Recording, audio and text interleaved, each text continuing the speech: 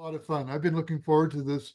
Uh, uh, Roshi Ken Byalin shared with me months ago, probably, that he and Rabbi David had been talking and planning this session. So since then, I've been keen for us to get to it, and now here we are. I love what they wrote in the promotion on the website.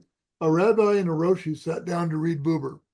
Now, as soon as I saw that, I heard old baseball jokes, a rabbi and a Roshi walk into a bar, that kind of a thing. So hopefully, with that spirit, we'll enjoy this conversation today with Rabbi David Curiel and Roshi Ken Byalin, talking about Martin Buber's stories from the legend of the Ba'al Shem. And this is Jewish mysticism coming together with Zen koans and Zen practice. So this should be just a lovely, wonderful gumbo today. So welcome everybody. We will have time for questions a little bit later. So please stay with us. And Ken and David, I'm going to hand it over to the two of you. And this is kind of a culmination of a dream. But I'm not going to tell you the whole story of my dream, but that just the abbreviated version, starting after I woke up.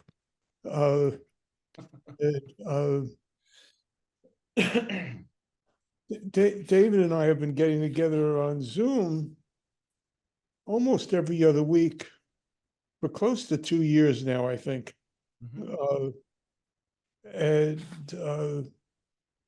What we've done is we've read stories from the Ba'al Shem, other tales of the Hasidim together. And the way we do it, and what we're going to do with you today, is David opens a book without any pre-planning. Neither of us know what he's going to open it to. And he reads a tale. And then we share our reactions to it, and our reactions to each other's reactions. And we're going to do that with you. And after we've reacted, we will open it up to your reactions. How's that? David, you want to add something before we get started with the reading? Yeah, no, I just love this sort of not knowing in practice, right? This kind of what we're going for. Just to say, standing on one foot, as we say in Jewish circles, a little bit about the Ba'al Shem Tov. Ba'al Shem Tov, Rabbi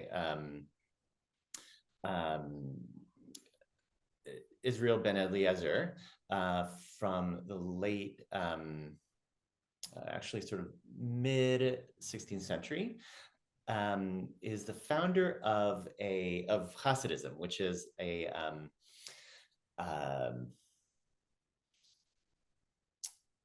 ecstatic revival within Judaism that brought mysticism to the masses. And so these are stories that have been passed down and then edited in the form that we read them, are edited by Martin Buber, who's a early 20th century scholar and sort of philosopher that you may have heard of. And I'll just leave it at that. The stories have a little sense of hagiography sometimes they tend into the fantastical, but we'll see what arises. And actually, Ken, what I set up, because as we've flipped through this book and sort of kept it open at different places, it opens naturally to places we've already been. So I'm gonna let the artificial intelligence decide today? And so I set up a random number generator, and I'm just going to press generate right now. And the number that comes out is 198. So we're going to turn to page 198, see what story that's in. And it's in a story called The Call, which is toward the end of the book. And I don't know if we've read this one or not, but let's go ahead. Before I start, can everyone hear me okay? Is this a good volume? I just want to make sure you're all able to hear the story. Great. Okay. The Call.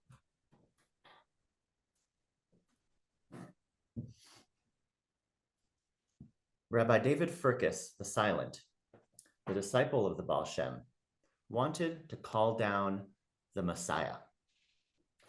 He wished to make a storm wind out of his will, which would attack the upper gates, would rush and call and seize and draw to earth. He freed his life from all beings and powers, mortified himself, and lived in detachment many days and nights. But soon he became aware that he was alone. He ought to speak for the age, but he was not able to. He should announce its ripeness, but he did not perceive it. The camp of men spread itself out far from him. Then Rabbi David discovered what he must do. Each year, on the Day of Atonement, Yom Kippur, which we just passed, he was summoned to speak the great prayer before the community. Now, for the first time, he understood its meaning. He knew that he would bear on the wings of his words the prayers of all, the prayer of the community, and the prayer of all Israel. For is not the prayer house of the Ba'al Shem the center of the spiritual earth? And he determined to fling his word over the people like a powerful net, so that all fervor should be carried away from its narrow individual aim and conducted to the Messiah. He wanted to bind up the souls of Israel into a striving band. Yes, he wanted to speak for the age. All words should flow into his word, and in it stream upward. Yes, he wanted to announce the ripeness of the age. The manifold should coalesce into a unity that knows no imperfection.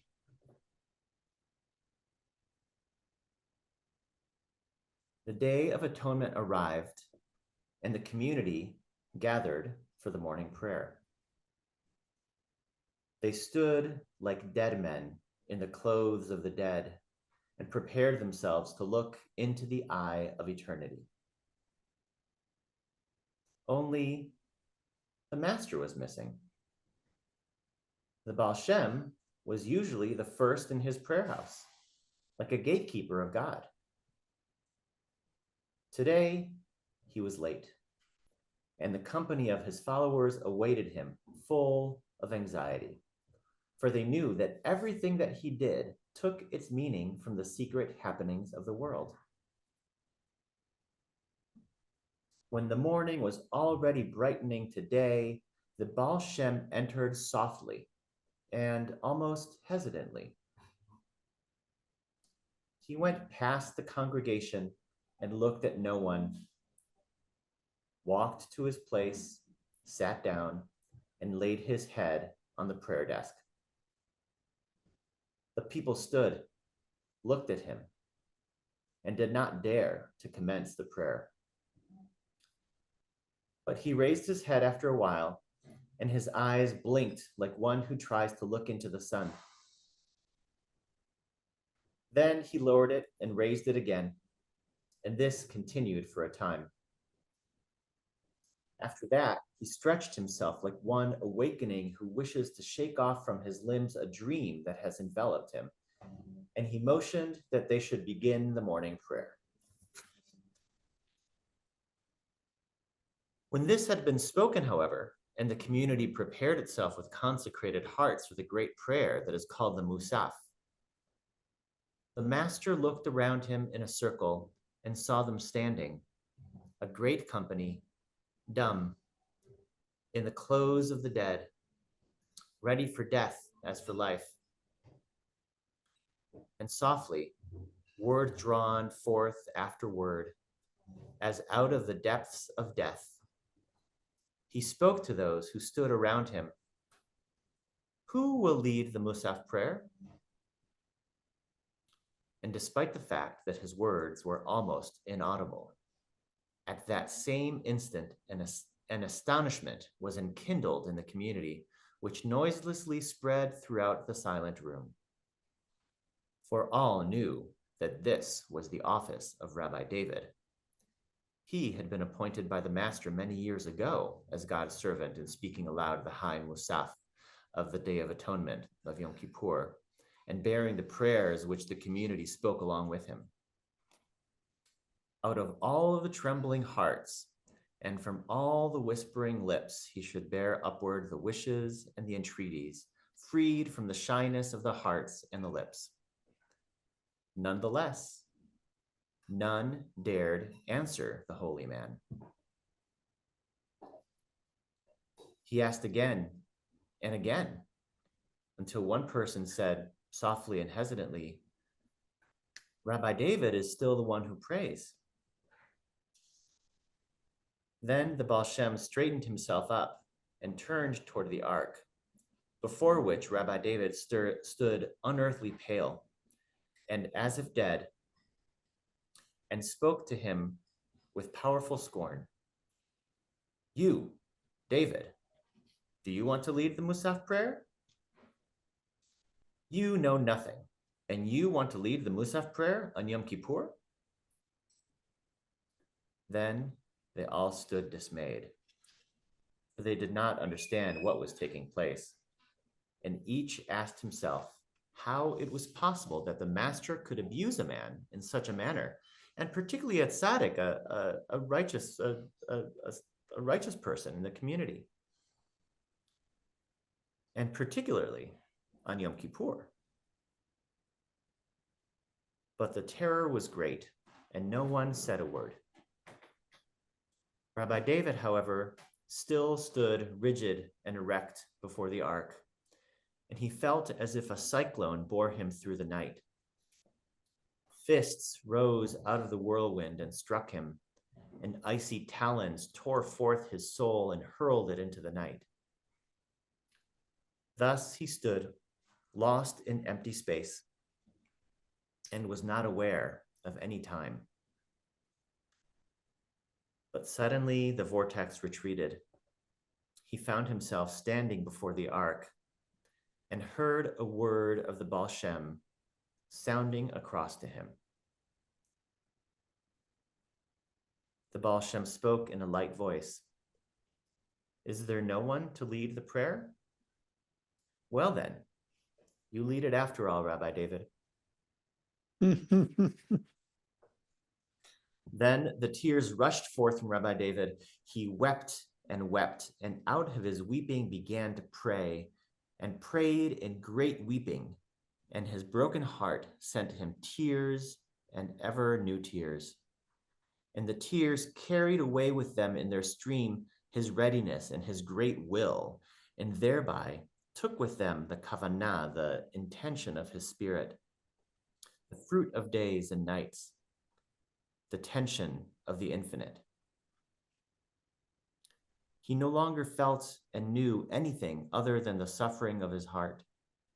And out of his heart's suffering, he spoke to God and prayed and wept. And from this suffering, the suffering of the community took fire and flame upward. He who had spread a covering over the blemishes of his soul now drew it aside and showed God his wounds as to a doctor. He who had erected a wall between himself and men, tore it down and suffered the pain of others and his own pain. And she whose breast was heavy because she could not find the word in it that would press forward to the heart of destiny, now found it and breathed in freedom. When the holy day was almost over, and the last tones of the Ne'ilah, which is the last prayer of the evening, had subsided into the evening, Rabbi David stepped up to the Ba'al Shem. He stood before him without being able to look at him, and did not see the kindly face near his own. He only felt that he could no longer hold himself up, rather sank down before him and lay there a while, silent and struggling. Finally, he raised his eyes and spoke painfully. Rabbi, what fault have you beheld in me? Behind him, the community had assembled, and all awaited the word of the master. With eyes that prayer had calmed and purified, they watched his mouth. I find no fault in you, Rabbi, spoke the Ba'al Shem. He laid his hands on his shoulders, bent over him like a father who blesses his son, and said a second time, I find no fault in you. And as the other's sorrowful, waiting glance lifted itself to him, he spoke further. Oh, Rabbi David, you prepared and sanctified yourself and bathed your body in the fire of mortification and stretched your soul like a bowstring of kavanah, of intention, in order to call the Messiah. He paused. The other bowed his forehead, and the Ba'al Shem spoke further. Oh, Rabbi David, you wanted to fling your word over the people of Israel like a net and make all wills subject to you in order to call the Messiah. The forehead bowed lower. Oh, Rabbi David, spoke the Ba'al Shem further, do you imagine that your power can grasp the ungraspable? And even were it to press forward to the innermost heaven and clasp the throne of the Messiah, do you imagine that you could hold him as my hand grips your shoulder? Above the suns, above the earths, Messiah changes into 1,000 and 1,000 forms, and the suns and earths ripen in face of him. Concentrated in his higher form, scattered in unspeakable distances, he everywhere guards the growth of the souls. From out of all depths, he lifts up the fallen sparks. Daily, he dies silent deaths. Daily, he springs up in silent births. Daily, he ascends and descends. When once the soul, slender and perfected, treads pure ground with pure feet, then his hour will throb in his heart. Then he will divest himself of all manifestations and will sit on the throne, Lord of the flames of heaven that have blazed up from the redeemed sparks. And he will descend and come and live and will bestow on the souls their kingdom. And the Ba'al Shem spoke further. But you, Rabbi David, what have you done? You wanted to hurl both yourself and the community of Israel into the night for the sake of the morning. But do you know the Lord of the night? Know that there is always one who questions the age and one who answers out of the age. One who wants to give and one who refuses to accept. This is the Lord of the night, appointed for the purpose of announcing the need of the age.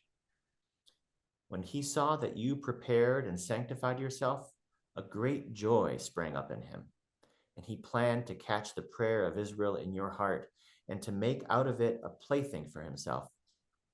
He lay in wait for your prayer along the way in order to catch it.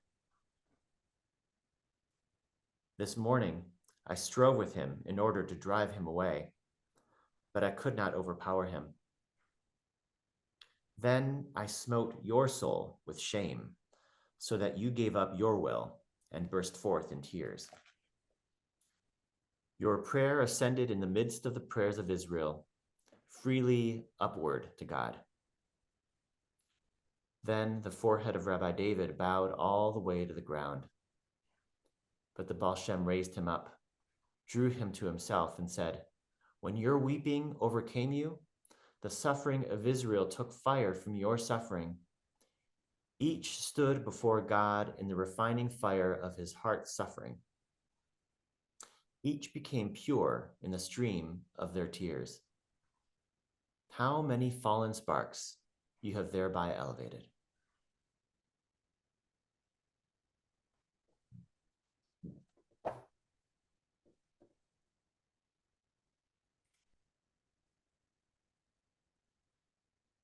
We'll sit with that for a moment.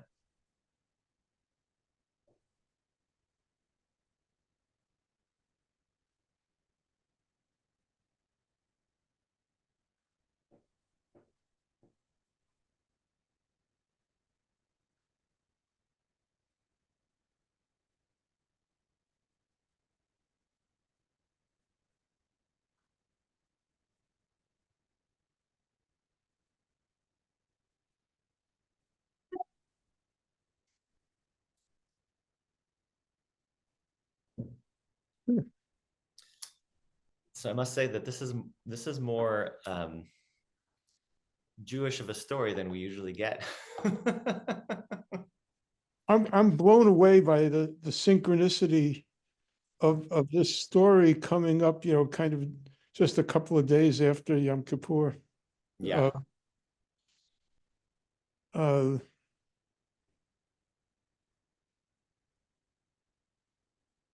That's a long story. It's a long story, and there's a lot.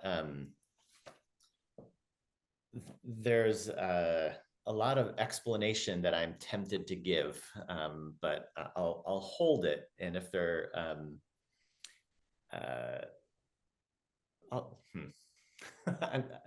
want to hold it just because I don't want to get lost in it. But there might be some pieces that we might need to explain. I don't know. What do you think? Let's start without. I'll just share, because I think there's a short form of the story. Mm-hmm. I mean, it's too long. This form is so long that I can't remember the words. Mm-hmm.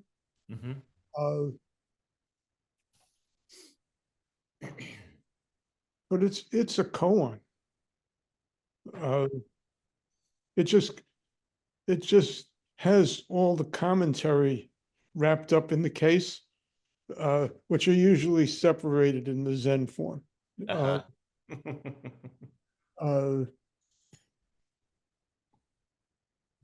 But at what I consider like the crisis moment of the story, or the critical moment,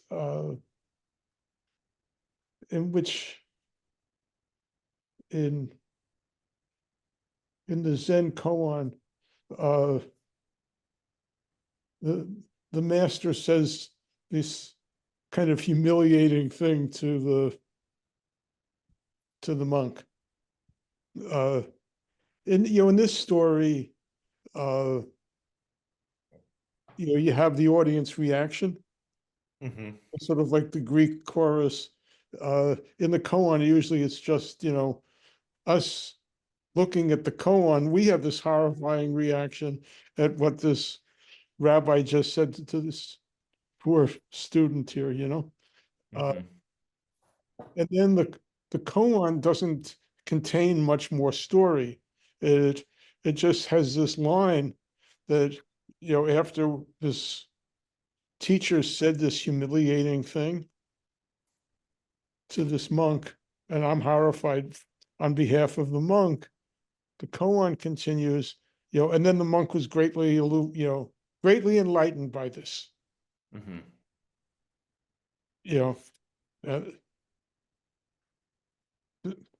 This tale gives gives us some explanation of what the master saw, why he said what he said, what the effect of it was, And,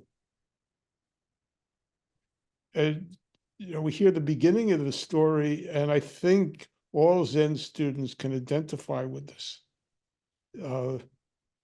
This is, I'm going to meditate and I'm going to be enlightened. Uh-huh. Is the Zen version Right. of this. And it's so full of ego and striving. Uh, that it often takes an experience like this to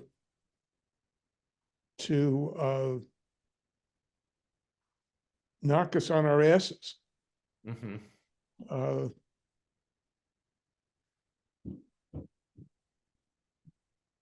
and sometimes that's really enlightening. Wonderful. It's horrifying. Yeah. Yeah.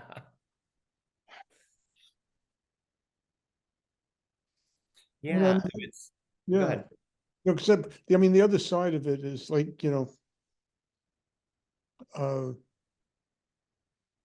it's easier, I think, to identify with Rabbi David Mm-hmm. in this story than with the Ba'al Shem. Particularly, when he says this really horrifying thing, like, how do you say this? And how much courage it takes and integrity as a teacher to do what the Ba'al Shem does. I mean, yeah, we're all human. The Baal Shem is human. He doesn't want the whole congregation, doesn't like the feeling of the whole congregation being horrified by his words. Mm-hmm. And yet he does what Rabbi David needs. Mm-hmm.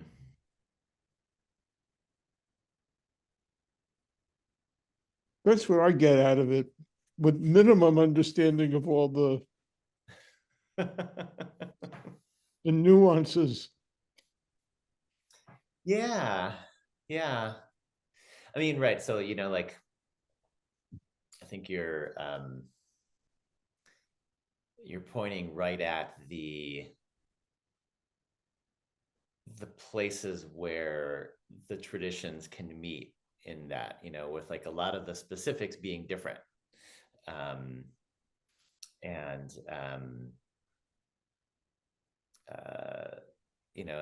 and perhaps, like, it's worth saying that, and perhaps it's obvious, right, that that to strive to bring down Mashiach, to bring down the Messiah, is like, it's prideful, and it's also like,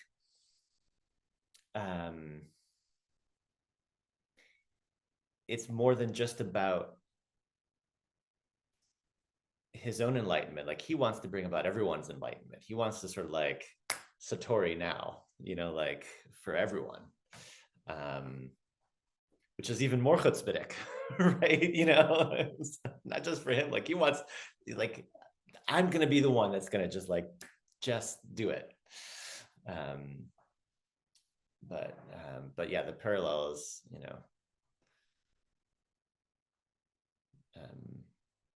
spot on.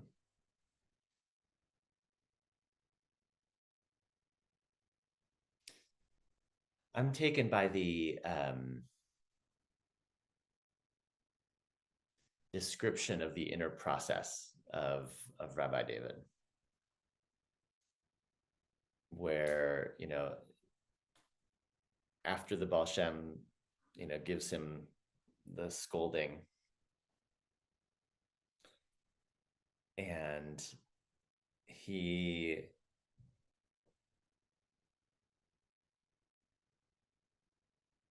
it's this kind of like psycho-spiritual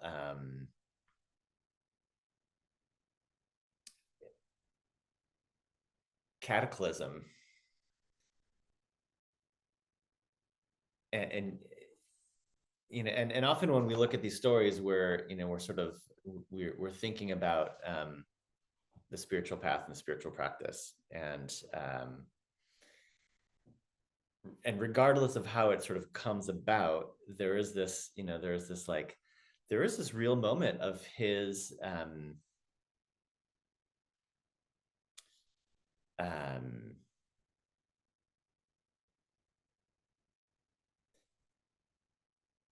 what it feels like actually is to sort of frame it in the three tenets, right? It's like this moment of just like sort of not knowing, just like overwhelming him. This is a plunge. The Ba'al Shem's word sent Rabbi David into a plunge in the sort of a drop of a hat. And then there's like the tears, like the bearing witness to what really is, and that's that's in some ways what's being described here.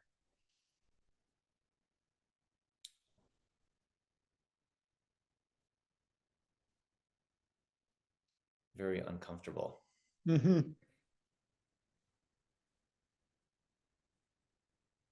I think, yes, you used the word scolding. I don't remember if that's in the story, that word.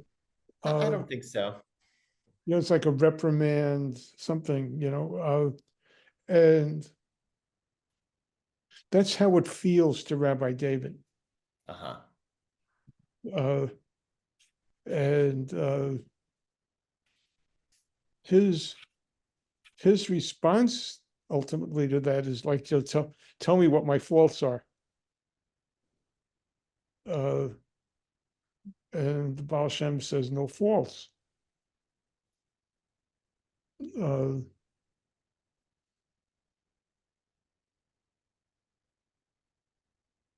But that doesn't come until after this whole process of like the sky opened up and the cyclone sort of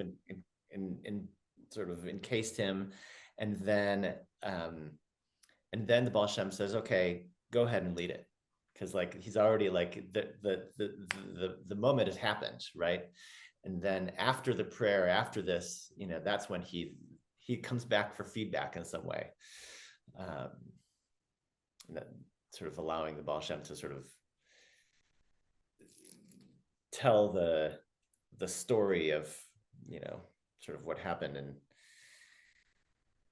in heaven, so to speak. The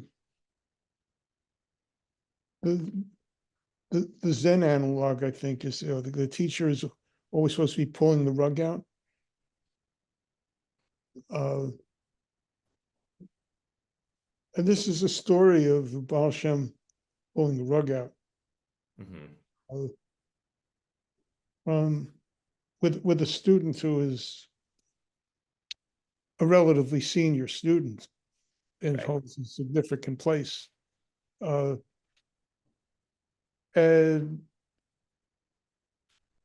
it points to me to this experience that when Bernie would pull the rug out from under me, a big part of my initial reaction, which I see in this story, was this to be, particularly when he did it in public, was this hurt and humiliation. That he had just, pointed out a particular flaw of mine in front of everybody else. And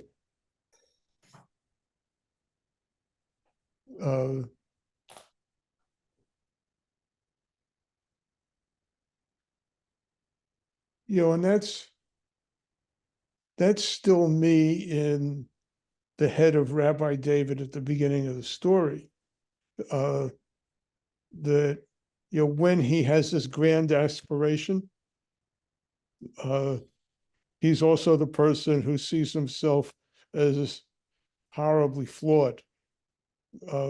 and that grand aspiration and the sense of being horribly flawed are one.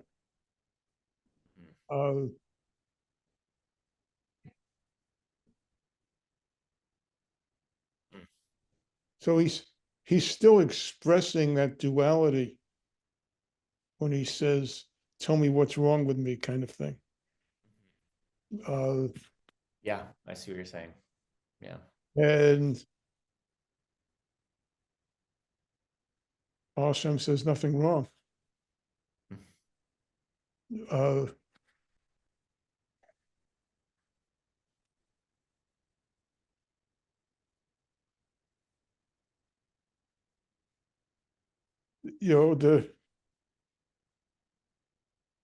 Having the grand aspiration was normal. Now let it go.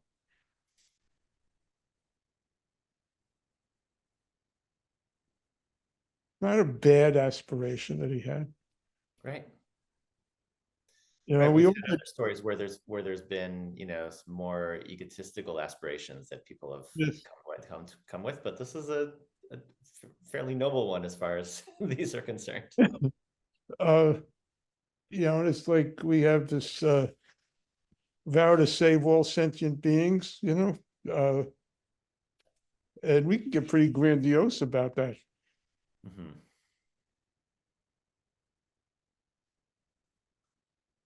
Right. And that doesn't make me bad. It just means I'm human. Right. I'll let it go. And what does that mean? Mm-hmm.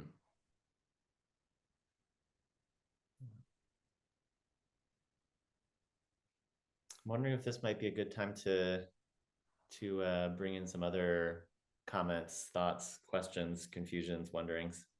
Wonderful. Yeah, if others have a comment or a question or an observation to share, I think I can see everybody whose camera is on. So if you'd like to wave your actual hand, or there's an electronic hand down under React. And Jacqueline, I see your hand already, I think. So go ahead and then Dale after Jacqueline. Hi. Let's see. Put the wrong thing there. I'm struck by the picture behind you, Rabbi David. And it's kind of my reaction to this story. And it seems like it's a unique, I have a hard time picturing it, a woman coming up with this story. And it's like the grandiosity of it is what struck me the most. And it's where we get ourselves into such problems with intellectual grandiosity of intent and aim. And that's like, oh God, it's like during that story I was going, I'm from a Jewish, I'm Jewish originally, and it's caused a lot of confusion for me, this whole intellectual grandiosity. And I think it's created a lot of problems. And it's not just in Judaism. I see it in other male-dominated cultures, which are most cultures. But anyway, so my reaction to the story is behind you in that. I don't know, was Freud or whose painting is that? But anyway, that's my wife's cousin. Huh? My wife's cousin painted it. It's great. Yeah.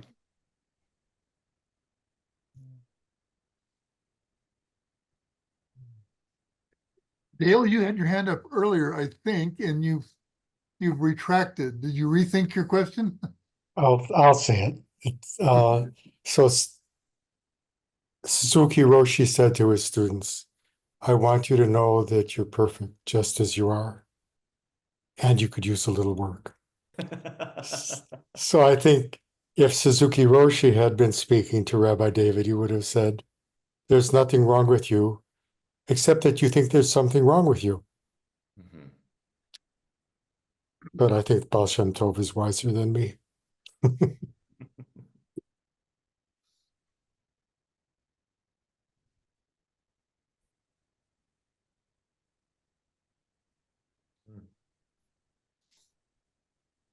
Can I risk calling on people? Ken, go ahead. I know them. Roshi, Mark, you want Oh boy, to? I was feeling you were going to do that. Roshi can. So do we also have to do our self-crit when we start this, right? So I'm another Jewish Buddhist. Although I'm also have a trouble because I had a Christian mother, so I'm not really Jewish, as they say. It's a lifelong struggle. I was looking at this, from a traditional koan sense that, as you said, Roshi Ken, that a lot of our stories and our koans are the student meets the master and is awakened. And I was reading it in that way, feeling it in that way, that what it takes to wake up from our fixed ideas is a tremendous struggle. It may happen in a moment. It may happen very easily, but it takes a lifetime to get there. And so I thought, here's a most learned and wise rabbi with a great dream. But he needed someone to help him wake up. Sometimes, we say in Zen stories, it could be a pebble knocking you on the head. It could be, the universe acting all the time to wake us up. But Ba'al Shem Tov is, in my reading of all these scriptures, is one of the greatest enlightened beings certainly ever to be written about. So to encounter that would be extraordinary for any of us. And what, as we say in Zen, what appears as cruelty, where he's sort of punishing the guy and he's punishing the rabbi who had the great dream. He was just helping him wake up. And there's nothing that says, see, the after part of the story, I would imagine, is he gets up, shakes the dust off, and he goes and tries to save the world again. But he has to do it from a different position. No, I don't know if that's helpful, but since my teacher, Ken and I are Dharma brothers technically, but he's always been my teacher, so he called on me. So hopefully that was up to what you're hoping would happen. I'm just excited you guys are doing this. I think it's really amazing. Thank you. We do have, I don't know if he's quite in the room. Sorry. We do have one of Bernie's teachers here. I don't know if his camera's not on, but Mr. Yuhu, are you able to talk? Can you share? Say hello? Maybe not. Come out wherever you are, Moshe.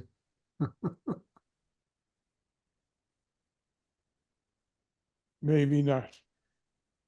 Maybe he's driving or something. It may be impossible. He could be, Ken, yeah. Let's see if he's still here. He's still here.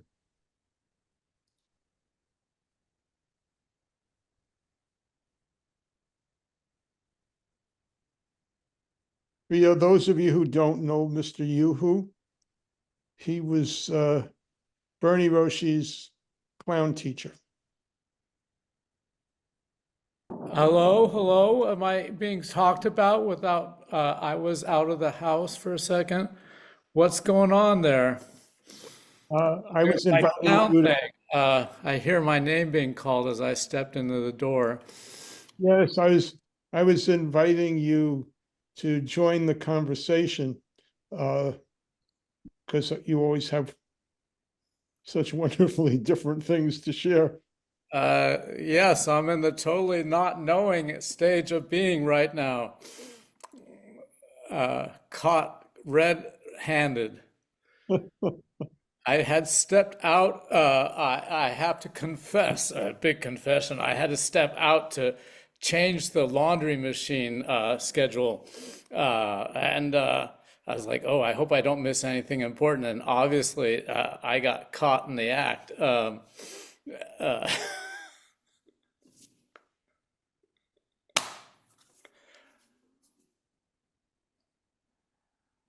Well, Moshe, since you're on camera, I'll just take 10 seconds to plug. Come see Moshe and his Clown Brothers on April Fool's Day of 2025. We'll be back together, hopefully, appropriately. Yes, Being foolish. being foolish, taking money and throwing it away. Anyone else have a comment or a question, or Ken, do you want to? Oh, David. Let's see, where did you go, David? David Birnbaum. You briefly had your hand up, and then Kathleen. What's Kathleen had her hand up earlier. Let her go first. And then okay? Very kind of you, David. Thank you. Thank you, David. Never mind. Hi, everyone. I'm Kathleen, and it's fine that you're not calling on me because you don't know me, maybe, but still, we've seen each other, Ken, yes, several times. When I listened, it's a question and maybe also a confusion. I wonder when I listen to the story about the kind of the role of the community in the story. So is it the Sangha? It seemed to, or it felt for me, it came over like a kind of field resonance, also like a resonating field for the rabbi, but also for the master. And I wonder what you think about that, because we, as I know from traditional Zen, we do koan work one-to-one in a very intimate situation, teacher student, and we started since a couple of years since Eve and Egyoku did their householder koan book and other more open forms of group koan study. So I wonder, what do you think is the role of the community, of praying people, of praying comrades, of praying brothers and sisters in this story? It sounds to me like it's mostly an expression of the how did you say, of the anxiousness, of the difficult feelings of the rabbi. Maybe I don't know. So I wonder what you think about that. Thank you. Thanks, Kathleen. David or Ken, you want to speak to that? Yeah, I'll take a crack at it. It's a lovely question. And I'll answer it a couple of different ways. The first is just sort of on a we'll say pshat, which is like the literal way. So, there's multiple ways of interpreting Jewish text, and we start with the literal so we can understand what's actually being spoken of, which is to say that, Judaism is very much a practice of community. It's the prayers can only be done. Certain prayers can only be done in community when you have a quorum of at least 10. The prayer of Yom Kippur in particular which is, as you know, as we sort of saw the English translation, a day of atonement. It's the day. It's really it's a day of reckoning in sort of in the Jewish liturgical cycle. And all of the prayers are said in the plural. So you don't say, I have failed, I've fallen short in this way. You say, we have failed, we have fallen short. And so on a very practical level, the community is essential in this process and in this context and in this setting. I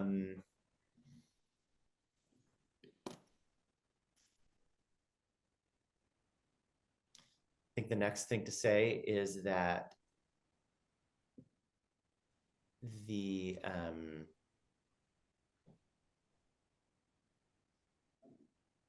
in the context of that the story takes place, it's also a very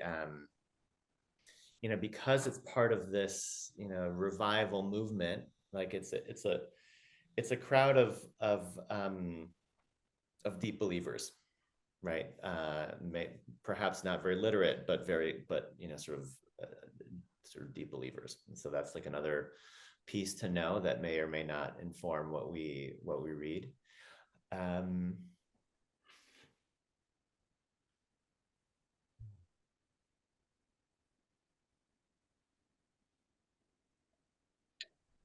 Yeah, and in some way, I think the story needed to take place in public. And I love this, what you're bringing forth of, sort of the field, because it's very much what's in the field, and that's what the the point of the prayers. The point of the prayer leader is to sort of to gather the prayers of everyone and sort of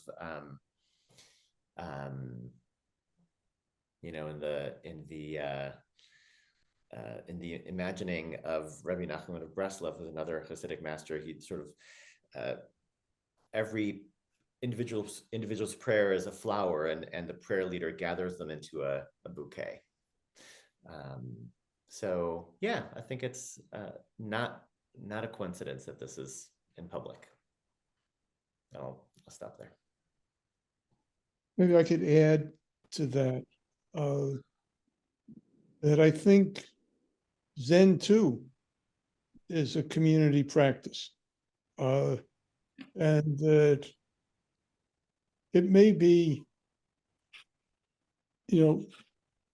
something of a contemporary Western innovation, that so much Zen goes on in this privacy between teacher and student, and the importance of Sangha community is played down. But when you look at the traditional stories in the Koans, while there are some which happen, in individual, private encounters between teachers and students, many of them happen, quote in public, with the whole community around, and practice was communal. Much more so traditionally than it often is today, West. Thanks, Ken. Yeah, thank you very much. Both. Thank you for your question, Kathleen. And my two friends, David Birnbaum and David Levy, both have had hands up. I'm not sure who went first. And we've only got a few minutes left here. So if you have a brief comment or a brief question. I'll jump in, if that's okay. You, David Levy. I want to kind of bring the circle closer to being complete by my view. And my view was, the first note I took from the story was souls into a striving band. So that's, I appreciate the communal aspect that Kathleen brought into this dialogue. And what I heard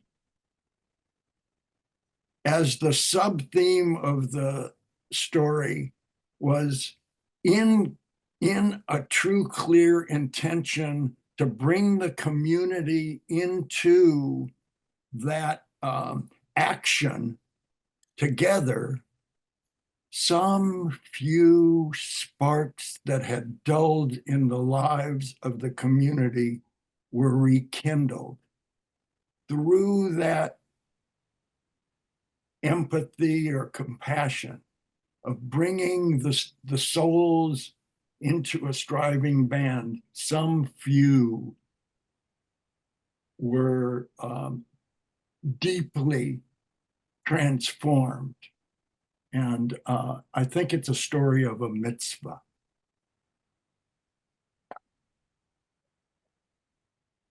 Thank you, David. Thank you.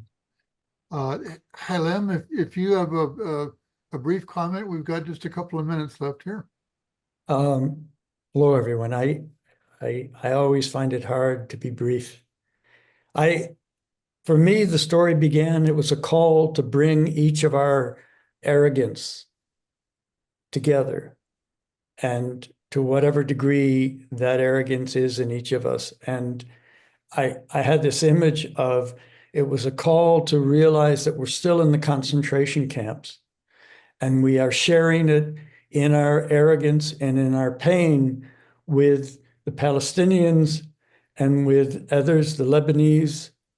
And for me, the story is a real timely story with what's going on. And it really is, if it need be, that it's in the deep pain that we will shed our arrogance and really meet each other and with incredibly open hearts. Broken maybe, but very open hearts.